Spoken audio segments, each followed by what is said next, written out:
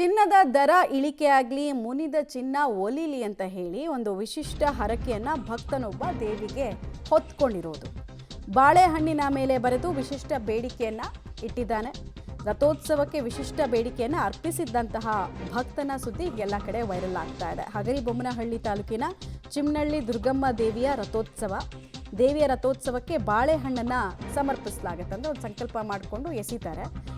ಚಿನ್ನದ ದರ ಇಳಿಲಿ, ಮುನಿದ ಚಿನ್ನ ನನಗೆ ಒಲಿಲಿ ಅಂತ ಕೆ ನಾಗರಾಜ್ ಅನ್ನುವಂತಹ ಭಕ್ತ ಅಂದ್ಕೊಂಡಿದ್ದಾರೆ. ಬರೀ ನಾಗರಾಜ್ ಅವ್ರ ಕತೆ ಅಲ್ಲ, ಈಗ ಎಲ್ರದ್ದು ಅದೇ ಕತೆ. ಎಲ್ಲರೂ ಮನೋಕಾಮನೆಯೂ ಇದೇ ಆಗಿದೆ. ಹೇಗಾದರೂ ಒಂದು ಪವಾಡ ಆಗಿ ಚಿನ್ನದ ರೇಟ್ ಕಡಿಮೆ ಆಗಲಿ ಅಂತ. ಯಾಕಂದರೆ ಡೇಂಜರಸ್ ರೀತಿಯಲ್ಲಿ ಪ್ರತಿದಿನ 3,000 4,000 ಅನ್ನೋ ರೀತಿಯಲ್ಲಿ ಗ್ರಾಮ್ ಲೆಕ್ಕದಲ್ಲಿ ಏರಿಕೆ ಆಗ್ತಾ ಇದೆ.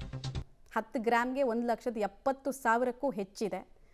ಎಲ್ಲ ಕಡೆಗಳಲ್ಲೂ ಚಿನ್ನ 2 ಲಕ್ಷ ಹೋಗುತ್ತೆ, 10 ಗ್ರಾಮ್ಗೆ 3 ಲಕ್ಷ ಹೋಗುತ್ತೆ ಅನ್ನುವಂತಹ ವಿಚಾರನ ಇವರು ಹರಕೆ ಹೊತ್ಕೊಳ್ಳೋಕ್ಕೂ ಮುಂಚೆ ಒಂದು ಫೋಟೋ ತೆಕ್ಕೊಂಡಿದ್ದಾರೆ. ಈಗ ಆ ಫೋಟೋ ಎಲ್ಲ ಕಡೆ ವೈರಲ್ ಆಗ್ತಾ ಇದೆ. ನಮ್ಮ ಮನಸ್ಸಲ್ಲಿದ್ದರೆ ನೀನು ಹೇಳಿದ್ಯಾ ಕಣಪ್ಪ, ಶಬಾಷ್ ಅಂತ ಎಲ್ಲರೂ ಹೇಳ್ತಾ ಇದ್ದಾರೆ.